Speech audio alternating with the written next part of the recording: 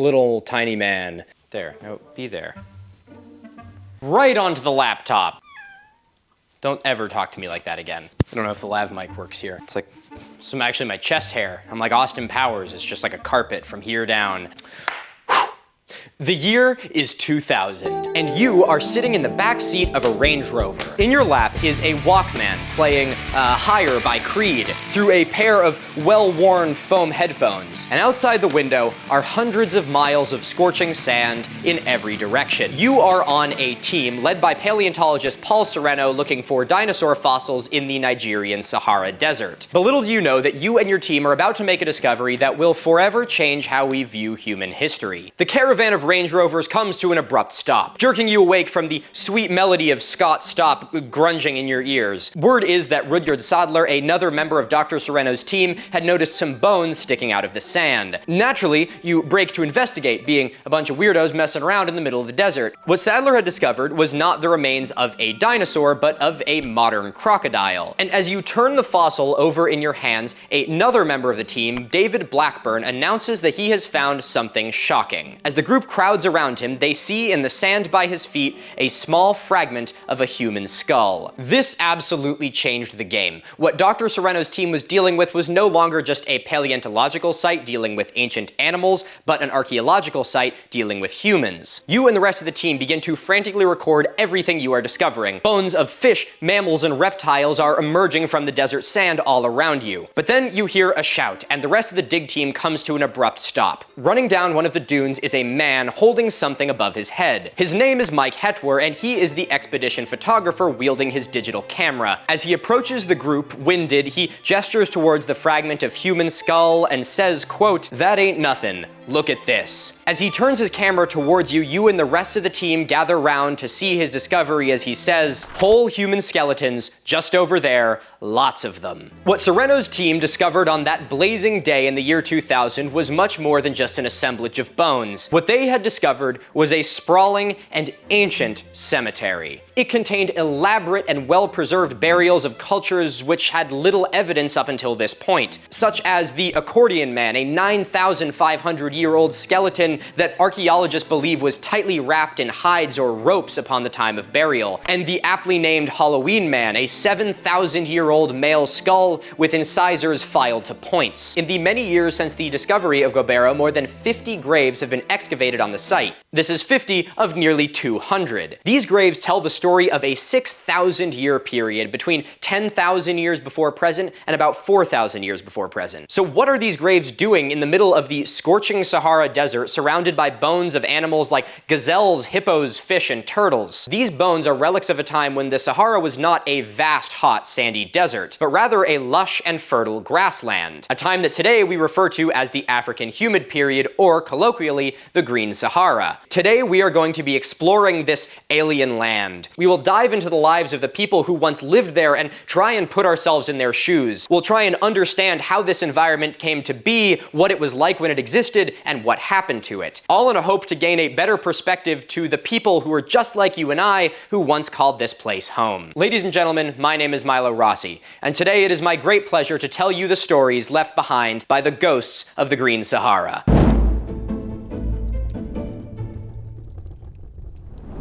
What if I carried you around like this all the time, like a small little man? I should probably actually make an introduction here. This is Manzanita, or Neats.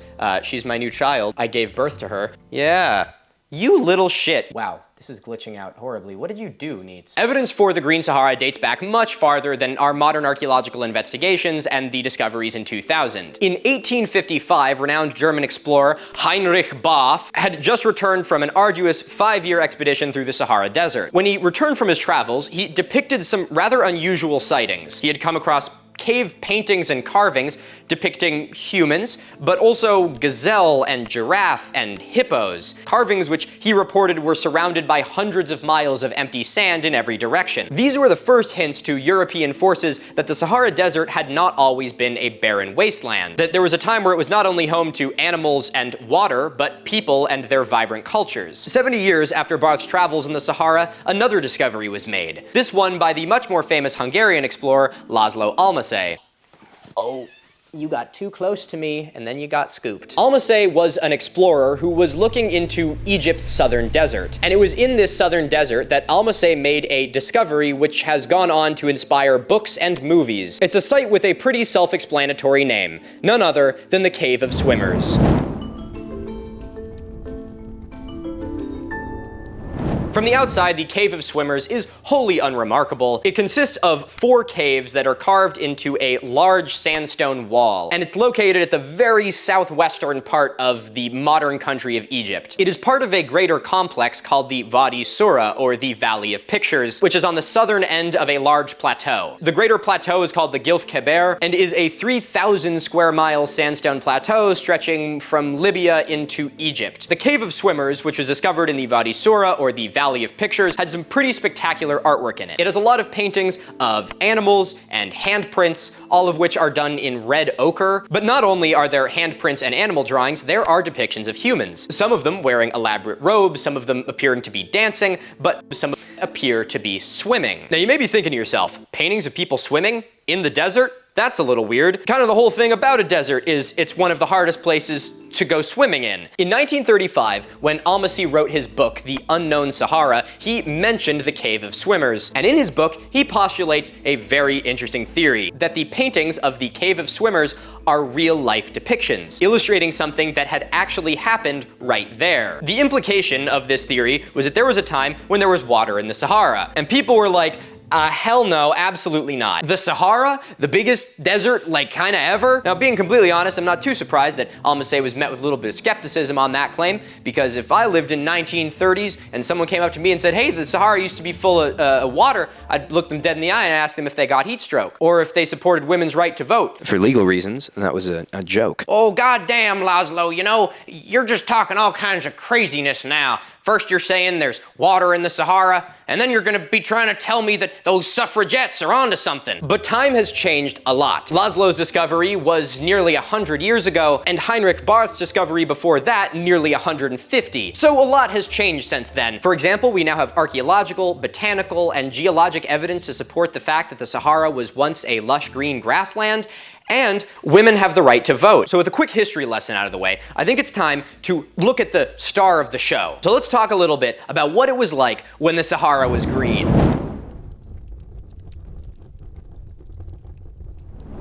I also totally forgot, fellas. As you can see, I'm no longer suffering through the freezing cold in my studio. The last video I filmed was, I filmed it in like February. So now I'm no longer freezing to death in the studio because it's a balmy 72 degrees. And you know what that means?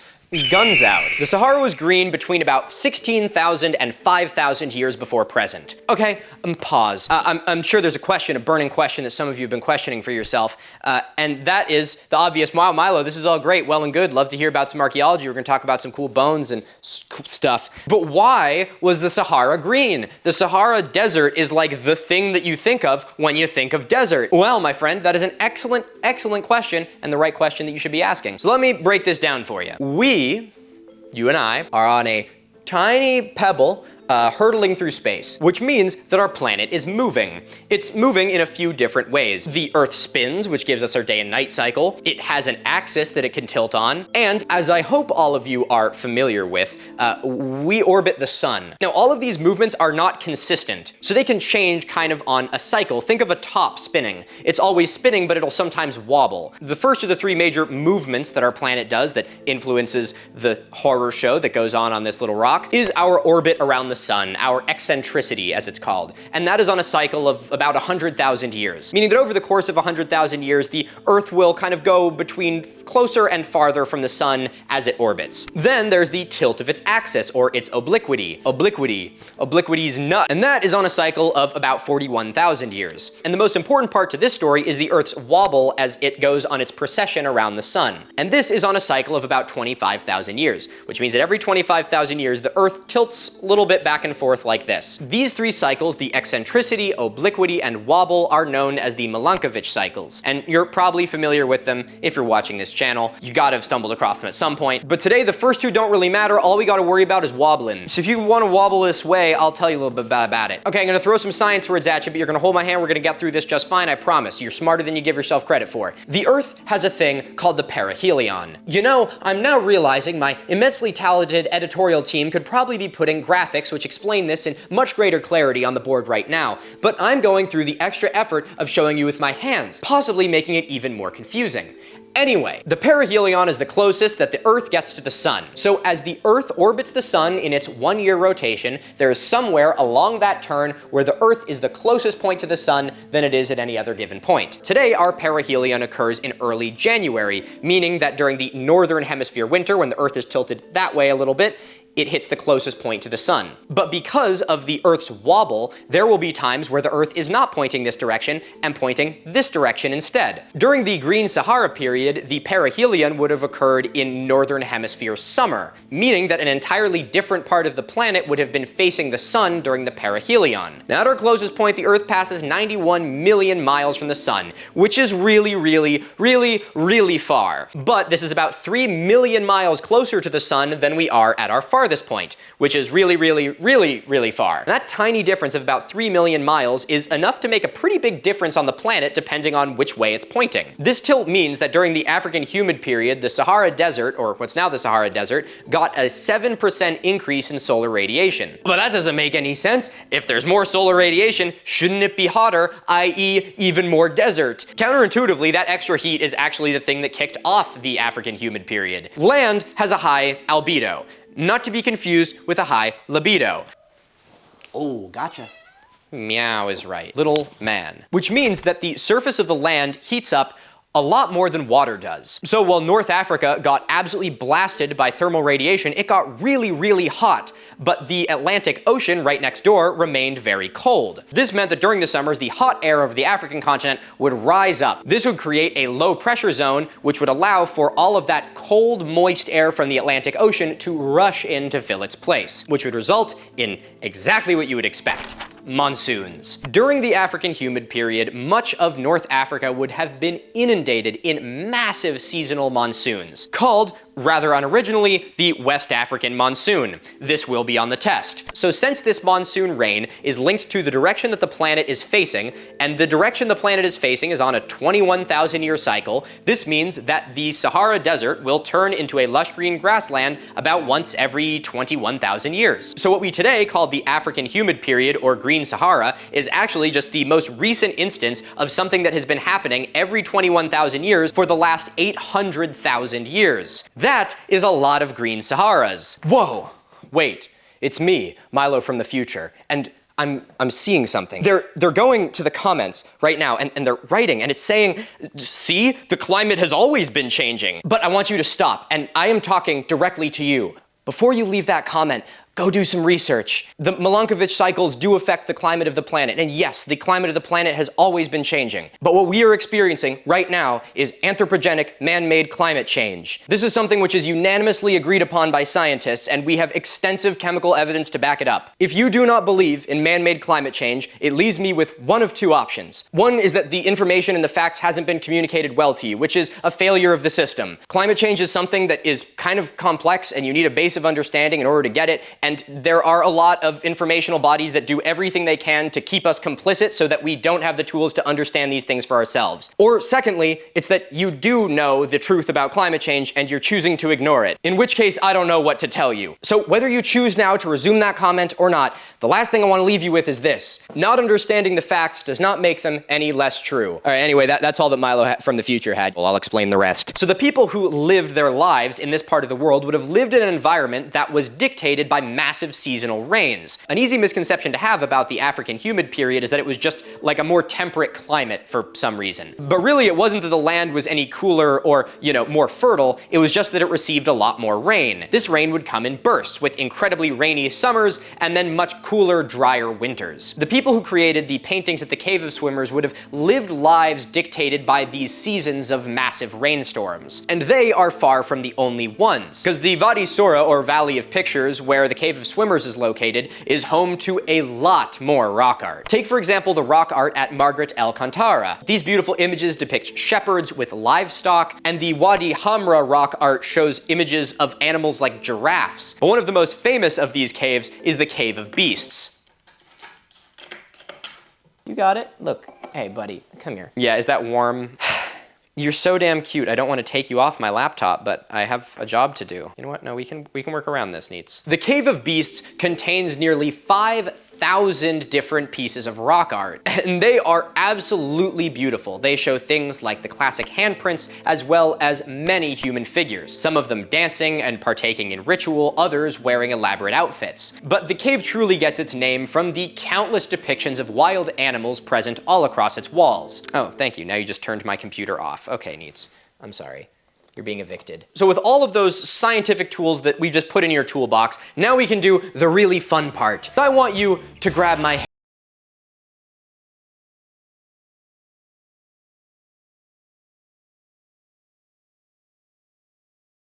You find the carvings of the African Humid Period as interesting as I do. I think there's something really beautiful and elegant about them. And the impetus for me making this video was the Cave of Swimmers. It was the thing that kind of kicked this whole research rabbit hole off that turned into the video you see today. And I think the Cave of Swimmers is something that's so beautiful that it's something that I wanted to incorporate onto myself, which is why I have worked once again with the wonderful people at Sweet Leaf Jewelry to make this beautiful ring inspired by the Cave of Swimmers. Is that focusing? Oh yeah, look at those little guys on there swimming around.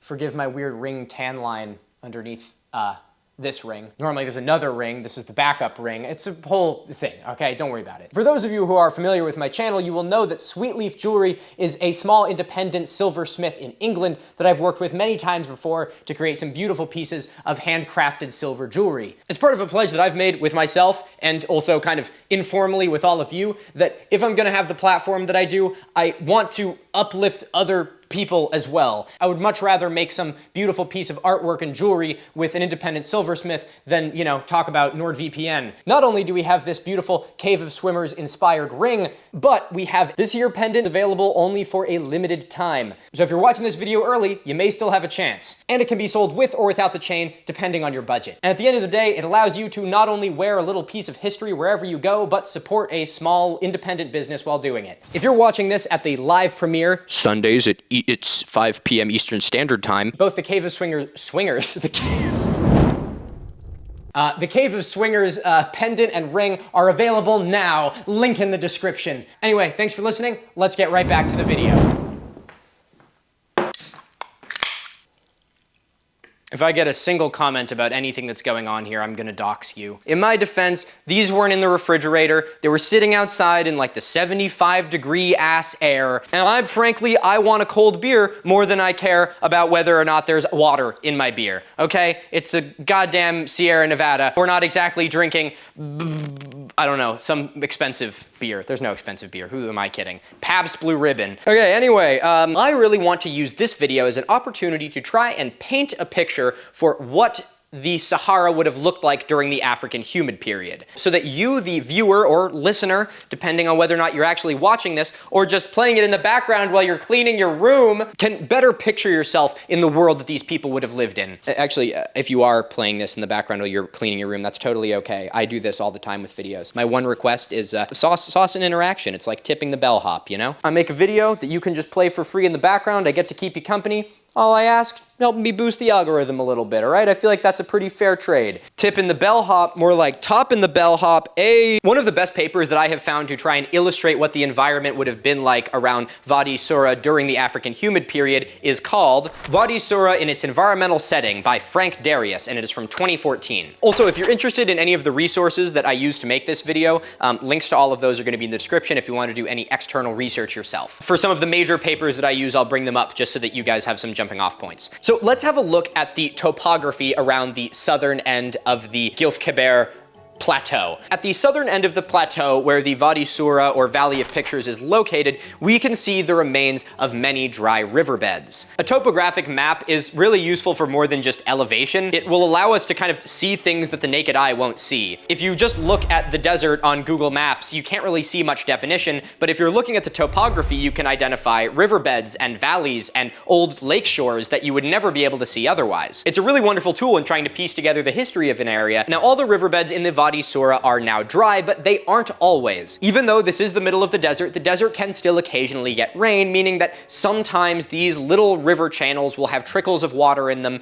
that can sustain, I think they said there was like an acacia tree located, you know, within 15 miles of the Cave of Swimmers or something like that. So there is some life that occasionally happens in these riverbeds. But the reason these riverbeds are so pronounced is not because of the trickles of rain that are there today, but because of the torrents of rain that were there about 10,000 years ago. As monsoon rains would sweep over the African continent, they would get hung up on the Gilf-Keber Plateau, just like they do in mountain ranges anywhere else in the world. And when they would get hung up there, they would absolutely pour. And the monsoon rains that fell on these mountains would have flown down past the Valley of Pictures and into two small basins. One of these small freshwater lakes would have been right at the southern point of Wadi Sura, meaning that the Cave of Swimmers was in all actuality right next to a lake about 10,000 years ago. Meaning that there's a very good chance that Almasy, who theorized that the depictions of swimmers were of an actual event or something that was happening at that area, is actually correct. And to the west of this lake, by the Cave of Pictures, was another slightly larger lake. Both of these lakes would have had sizes that fluctuated quite a bit over the course of a year.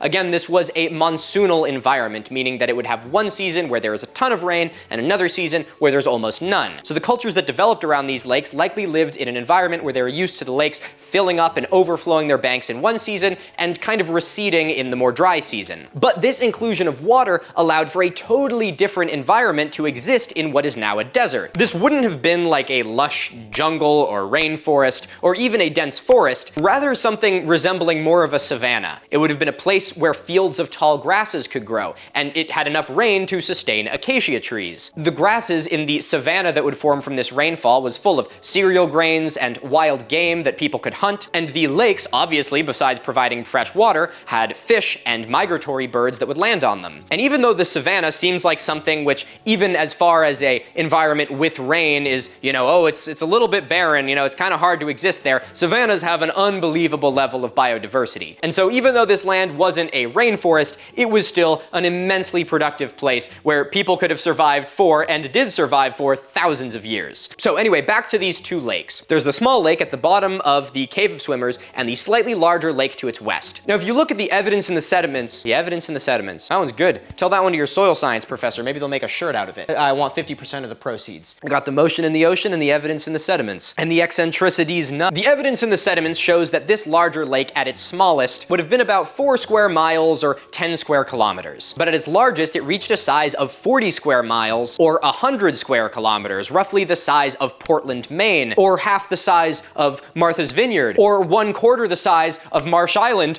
Go Black Bears! Drink to my alma mater, runs out to dear old Maine. Wait, how the fuck does that song go? Oh, be ours, drink to the careless day. I can't believe that the UMaine school song is about drinking and womanizing. I'm a product of my environment. At its largest, this ancient lake would have had a perimeter of about 75 miles, which is about 120 kilometers, or about the distance from Boston to Springfield, or Burlington, Vermont to Lebanon, New Hampshire, or fucking Worcester to Portsmouth. You think it's bad when Americans try and avoid using the metric system? I'm taking it to a new level. I call this one New England nationalism. I don't use any frame of reference for any size of anything other than what's in New England. Connecticut doesn't count, by the way. Fuck you. Is that my one F-bomb I can drop in this video and keep it PG-13? So we can see that the size of the lakes that these people would have lived around was far from insignificant. These would have been huge bodies of water that sustained large groups of people and fostered the environments and cultures that grew around them. But all rivers have to lead to the sea, except for this one. And now this one as well. picture of the Colorado River. You get it? Because America has absolutely destroyed her freshwater resources, and these two are no exception. And for the past 800,000 years, every time they were full, that water eventually had to flow to the sea. Now this is where the rabbit hole for this video ended up going really far, because I kept finding these papers on like a specific site. Okay, I figured out what the drainage is like around the Wadi Sura, so that's a start. But then you zoom out and you realize that, that map of the paleo drainage around Wadi Sura is like, a postage stamp on, most of Africa. So I wanted to figure out where this water went, which led me to something that I had never heard of in my life. Something called the Kufra River.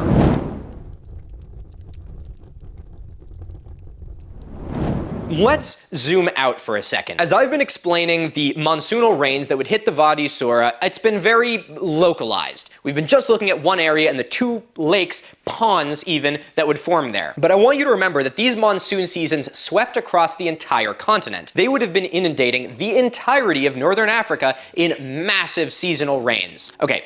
I'm gonna take back entirety. Maybe there's a few places that didn't get it. Maybe there was a guy with an umbrella. I don't wanna see a single goddamn comment. So understanding Wadi Sura is important, but now we have to look at how it fits into a much bigger puzzle of the entire ecosystem of North Africa during the African Humid Period. All of the water that flowed off of the Gobero Plateau down Wadi Sura into the two lakes would eventually flow into a much bigger river. In a 2012 paper entitled "The Kufra Paleo Drainage System in Libya, a Past Connection to the Mediterranean Sea," Philippe Palou et al. Writes about the discovery of one of these massive paleo drainage networks. This team helped to identify a 550-mile or 900-kilometer long paleo drainage system in Libya. This is what Palou has to say about how immense the watershed for this ancient river would have been. The Kufra River paleo watershed at its maximum extent would have covered more than 150,000 square miles or 400,000 square kilometers,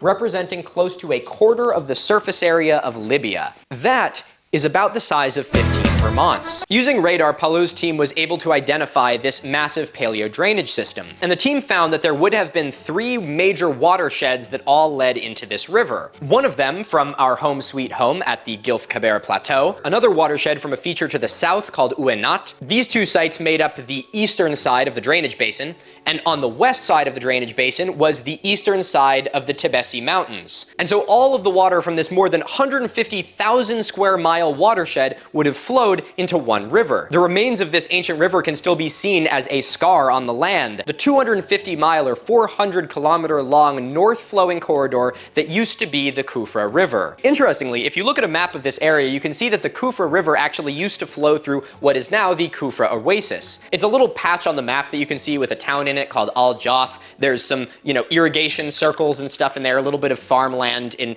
pretty much desert in every direction. Oh, I gotta say, not great with ice.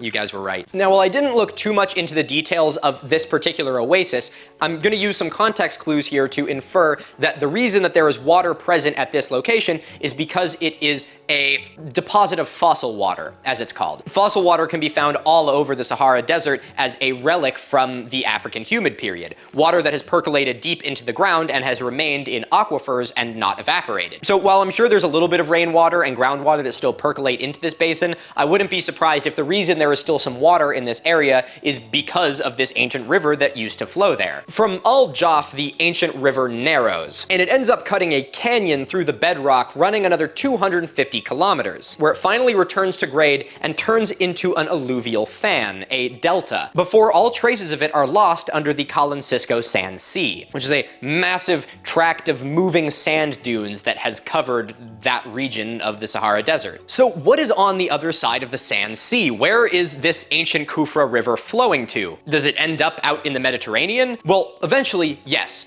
But before it gets to the Mediterranean, it flows into something else, or would have flowed into something else. At the end of the Sand Sea is the remains of another much bigger river, because the Kufra River was just a tributary of the enormous Wadi Sahabi Paleo River.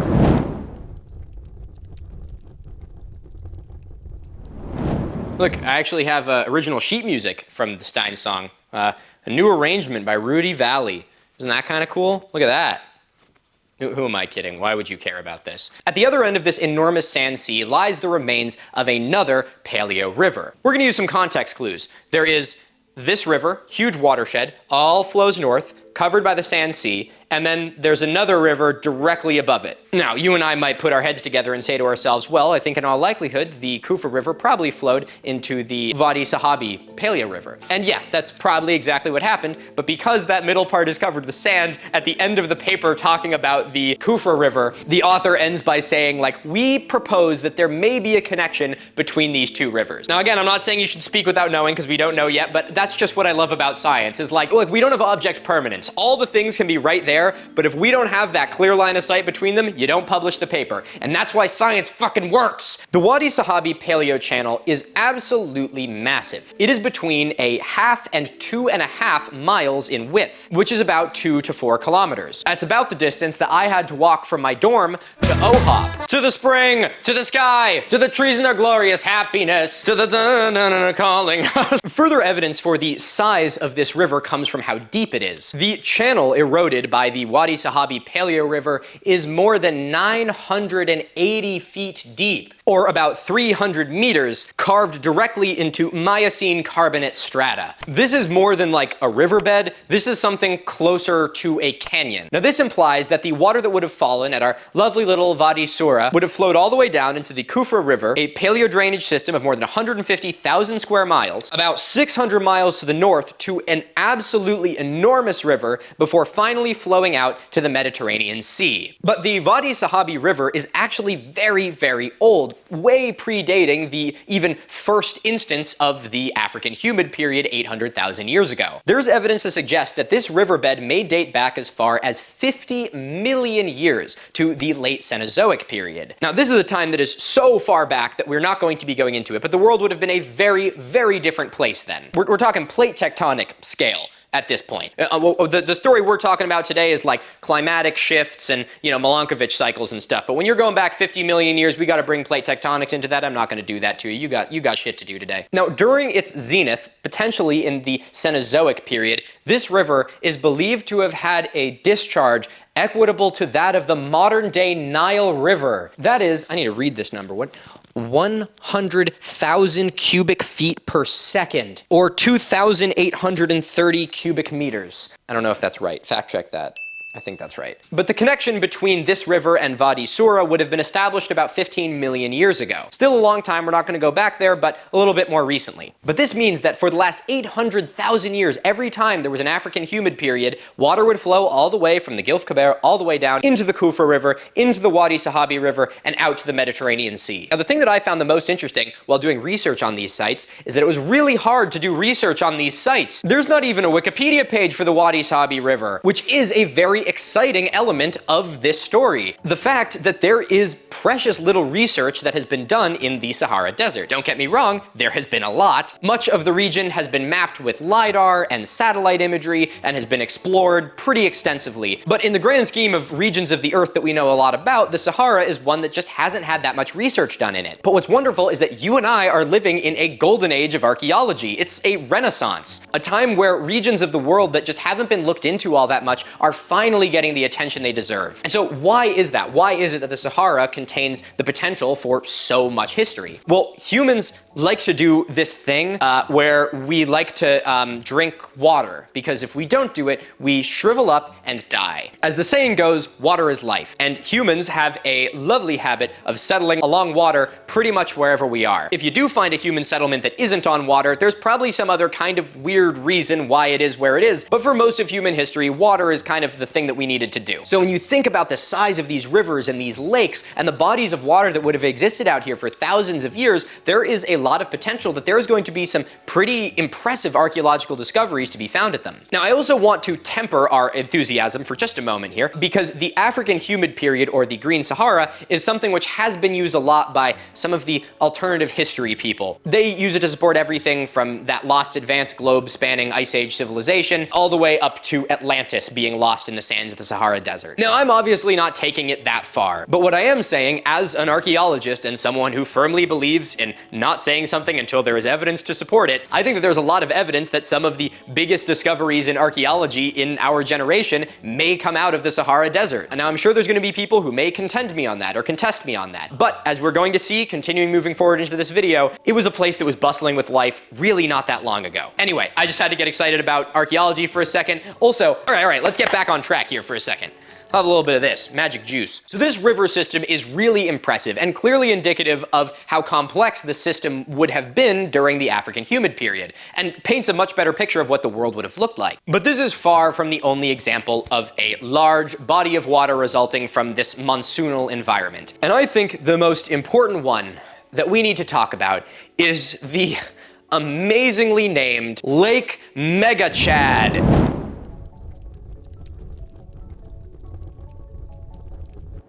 On the border between the modern countries of Chad, Nigeria, and Cameroon is a lake. It's called Lake Chad, and it's pretty small in the grand scheme of things. It covers an area of about 770 square miles, or about 2,000 square kilometers, which is about twice the size of Baxter State Park, and it has a maximum depth of about 2 meters, or 6 feet 7 inches, which is about the height of Jason Tatum. Go Celtics. Or should I say go Celtics. Greek, Roman, and even Celtics. I'm sorry, the what? Oh, also, update on the Philip Zeba video. You guys will be disappointed but not remotely surprised to know that Philip Zeba has not changed one goddamn bit since I made my video. Egyptian artifacts make absolutely zero sense, and archaeologists might just be afraid of being wrong. How is it the further Oh, bet you thought I couldn't fit a third outfit change in this video. Should I undo more buttons? I'm practically suffocating in here. So in the time since I recorded most of this video, Philip Zeba has actually uploaded his response video. It's 20 minutes long, and this is the thumbnail.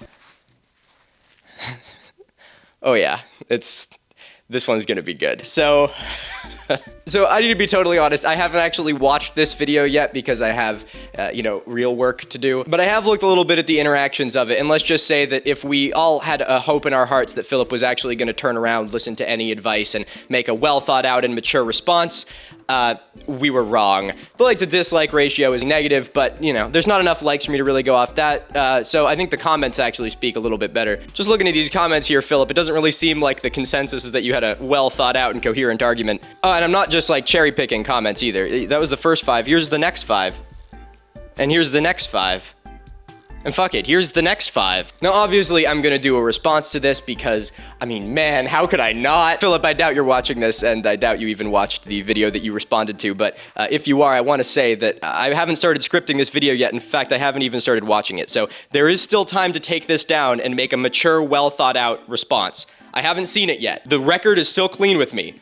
But you have about a week because I am really excited to start scripting this, and once I've seen it, the cat is out of the bag. So, all right, we'll get back to the video now. I just thought it was worth noting that this this happened. Well, this lake isn't all that large today. At one time, it was much, much larger. For this section, the most valuable resource I used was called The West African Monsoon Dynamics Inferred from Abrupt Fluctuations in Lake Mega Chad by Simon James Armitage. Simon, for taking the time to write this paper and help me on this video so much, you, sir, are the real Mega Chad. Lake Chad today is just the lowest point in what was once a massive lake bed. The lake that did exist there, Lake Mega Chad, would have been 600 feet or 180 meters deep and covered an area of 150,000 square miles or 400,000 square kilometers. This is larger than the Caspian Sea. This thing would have been absolutely gigantic. And the drainage basin that fed it was 400,000 square miles or more than 1,000,000 square kilometers. At the bottom of the lake bed, archaeologists and geologists have found the remains of transverse dunes. Now, these dunes actually predate the lake, meaning that they were deposited before the water filled in around them. And these dunes are dated between 19 and 16,000 years before present. Now, I hear one or two of you asking, well, how do you date a sand dune? That's a great question. Quick tangent here. The sand dunes were dated with something called OSL dating, or optically stimulated luminescence. And the way that it works is it uses a bunch of science magic to figure out the last time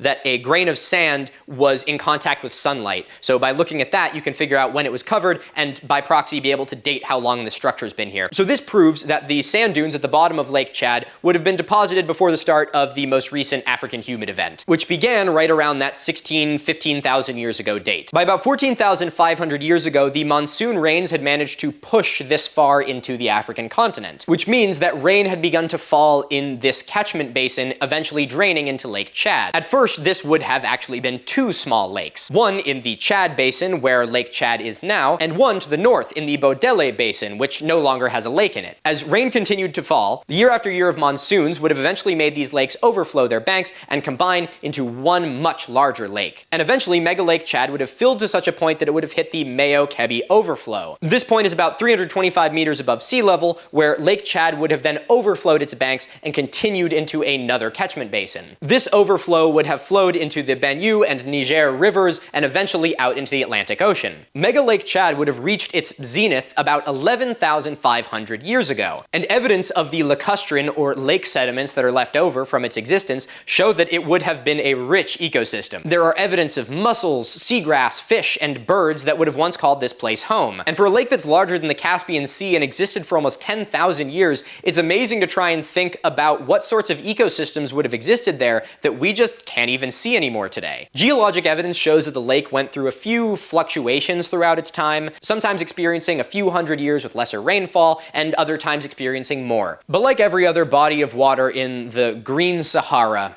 eventually, something changed. About 5,000 years ago, the lake level fell dramatically. And in the course of just around 1,000 years, one of the largest lakes on the planet disappeared. And now that we have a picture of what the world would have been like around that time, it's time to narrow it back in, because we need to take a look at an archaeological site that changed the course of history just north of Lake Chad. That's right, ladies and gentlemen, it's time for the Gobero Burials Reprise.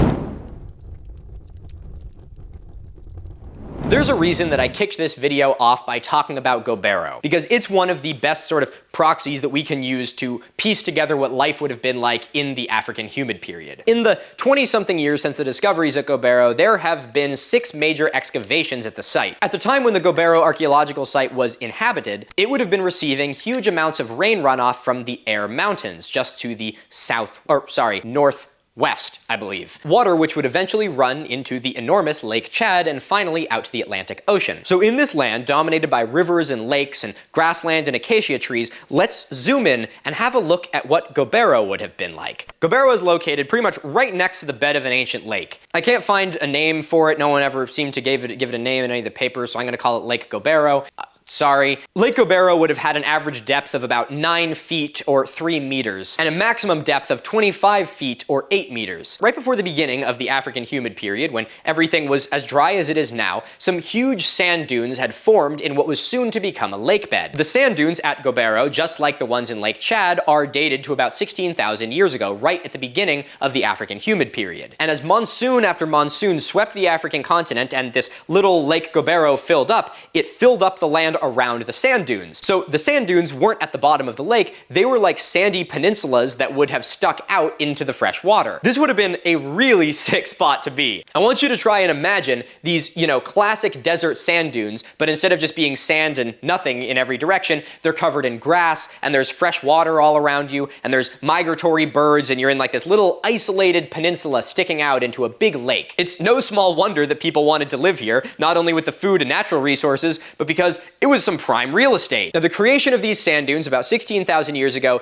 is known as Phase 1 of the Gobero site, the very beginning of the African Humid Period. Gobero technically has 8 sites associated with it. They are labeled uncreatively as G1 through 8, and of these, 5 contain evidence of human burials and human habitation. Archaeological evidence has proven that some of the first people to arrive at Gobero was about 9,700 years ago. And in the history of this site, this is known as the start of Phase 2. During Phase 2, the Gobero beachfront real estate company was home to a group of people called the Kifians. The Kifians, like many other hunter-gatherer groups at the time, arrived at Gobero to follow its natural resources. They were drawn by the fish and cereal grains around these lakes, and also by the other wild animals that were drawn to them as a source of fresh water, easy hunting grounds. And the tools that they left behind shows just how well adapted they were to this environment. The Kifian people hunted both fish and big game. For fish, they had barbed harpoons made out of bone, beautiful carvings that have instances that have survived all the way to this day. Not only this, but they seem to use a type of spear embedded with microliths, tiny flakes of napped stone that would make a spear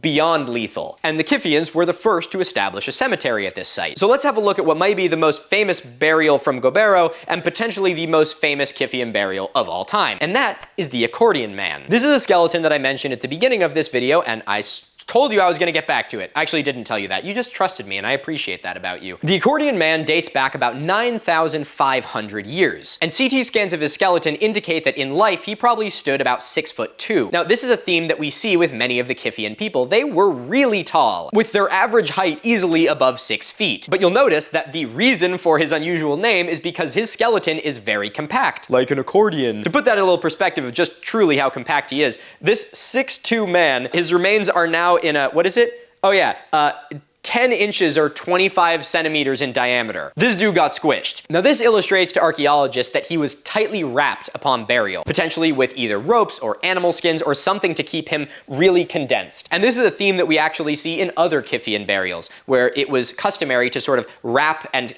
bind the dead into kind of a little bundle before burying them. But around 8,000 years ago, something changed. The Kiphians kind of disappeared and all traces of them at the site begin to vanish. This is the beginning of what is known as phase 3 of this site.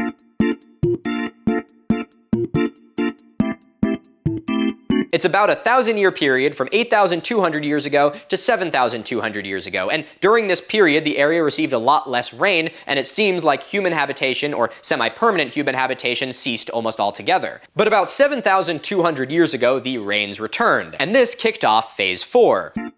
By this point, a new culture of people had arrived and called the sand dunes at the beachfront resort home, and they were called the Tenarian people. Not only did they occupy the same dunes as the Kiphians, but they ended up adding to the same cemetery. As far as I can tell, one of the oldest of the Tenarian burials is a little more than 7,000 years old. He's been given the nickname the Turtle Man, which is understandable considering that he is buried in the top of a turtle carapace, or a turtle shell.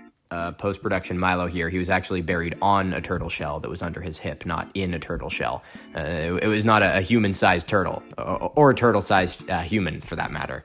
It's an unusual burial that seems to bring in the compaction of the Kiphian burials with the kind of sideways fetal position burials of the Tenarian culture. I don't know if there's any evidence to suggest that these people were related to one another or how their cultures may have melded, but I do think it's kind of interesting to see that this person was also bound really tightly and literally placed in a turtle shell to be buried. The Turtle Man is the oldest burial at Gobero that has grave offerings associated with it, indicating the beginning of a change in culture. The inclusion of grave goods in a grave is something that indicates a lot about the culture that people lived in. But beyond that, the actual burial itself and the position that they're in will tell you a lot as well. Another that I mentioned earlier is the Halloween Man, who was part of the Tenarian culture, and his remains also date to about 7,000 years ago. Now, the most striking feature of him is the fact that his teeth are filed to points. This is the oldest evidence that we have on the African continent of someone having their teeth filed to points, which is a cultural practice that still exists in some parts of the continent even to this day. The Tenarian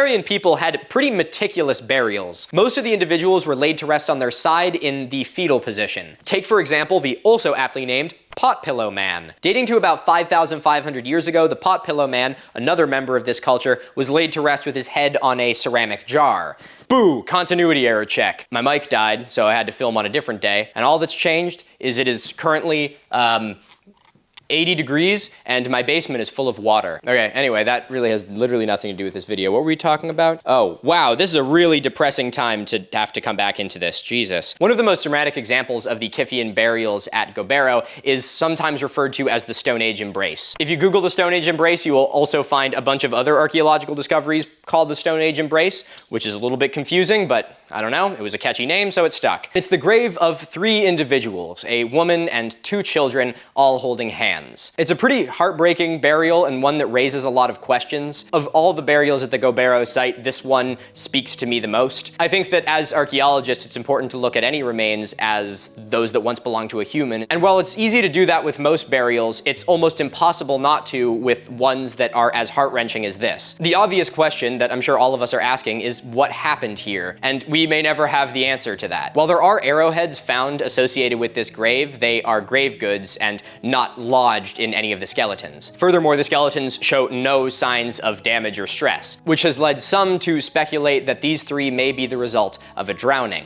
Whatever the story is, it's something that we will never have the answer to. But even though we may never have the answer, it's important to think of these remains with the humanity that they deserve, not only for what was potentially a mother and her children, but for the other members of the community. After all, there's extensive evidence that this was a burial, not just three bodies that sank to the bottom of a lake. This shows us that this grave was made by other members of the community. People who were not burying bones or, archaeological fodder. They were burying their family members, their friends, perhaps a mother and her children. Further evidence for the reverence that the Kifian people had for their dead comes from the grave known as the Beautiful Woman. Her skeleton dates back to about 6,000 years before present, and soil analysis from beneath her remains shows that she was buried with holly flowers, a plant which scientists believe had the closest population about 100 miles away in the Air Mountains, meaning the community went to great lengths to bury one of their members on their side on a bed of flowers. This gives us a tantalizing peek into what the culture must have been like in this area at the time. For example, one of the graves contains the remains of an elderly woman who was buried wearing a necklace. This necklace contained beads made out of hippo ivory and ostrich eggshell. In another grave known as the Bracelet Girl, the remains of a 10-year-old who passed away about 4,800 years ago is found wearing a bracelet made with a hippo incisor. And lithics, or stone tools found scattered around the site, show evidence that there was extensive trade networks. Not only are there stone tools made of parent material found in the Air Mountains, but there's also decorative pieces made of a mineral called amazonite. This is a more rare material also found in the Air Mountains. One of the more unusual artifacts recovered from the Gobero site is known as the Tenarian disc. It is made of the same green amazonite that was transported from the Air Mountains about 100 to 150 miles to the north. The artifact is nothing more than a small circular disc, but there's currently no consensus on what it actually was. Some have suggested that it was a tool of some kind, but it resembles no other tools in most lithic workshops. Others, like myself, think that it was more likely some sort of non-functional object, either something pretty to look at, maybe something used in ceremony, or a object that could be traded and bartered with other groups in the Green Sahara. And just like the Kifian people, the Tenarians left behind huge middens. A midden is the fancy archaeology word for a giant pile of garbage. It actually provides some of the best information that you can get in an archaeological site. Both the Kifian and Tenarian middens tell us a lot about their diet. In these piles of refuse, archaeologists have found the remains of a myriad of creatures. Animals like catfish, turtles, elephants, warthogs, wildebeests, and what was the other one? Elephants? Did I already say elephants? Elephants, as well as, towards the end of the occupation of the site, domesticated animals like cattle. This history of the animals in the Green Sahara is something which is corroborated by archaeological sites and rock carvings all across the desert, and they help us paint a wonderful picture of what the world would have looked like when these people lived there. Take, for example, at the Messac Plateau in Libya, where there is this beautiful carving of two alligators. It's believed that this carving depicts a mother and its baby, or the much more famous Dabos giraffe. This carving is in the Air Mountains of Niger, the very same mountains which provided the lithics and amazonite to those that were once living at Gobero. Archaeologists and paleoecologists speculate that this shows a male and slightly smaller female, and the carvings are absolutely massive, measuring 20 feet or 6 meters in length. In fact, they are the largest animal petroglyphs currently known. But as the climate started to change and drive people out of the Green Sahara, the way that people lived also had to change, and the carvings of the African Humid Period actually outline this very well. As people began to rely less and less on wild game, they had to find new ways to feed themselves, which led many groups of people to begin to rely on animal husbandry. This is known as the African Pastoral Period. Take, for example, this carving, known as the Crying Cows in Algeria. It's a beautiful carving, and it's dated to around the start of the African Humid Period about 7,000 years ago. Legend says that a herder is the one that carved the Crying Cows, and that he was grieving the loss of his herd after a particularly harsh drought. It is not remotely impossible that an oral history has been handed down year after year after year for thousands of years throughout this region, telling the story of the Crying Cows. Granted, we will probably never know the ground truth of these carvings, but given what we know about the African Humid Period and how long oral memories can be passed down, it sounds like it actually could have a shred of truth in it. The former hunters and gatherers of the African Humid Period began to rely more and more on agriculture and animal husbandry. But no matter how much they began to refine those techniques,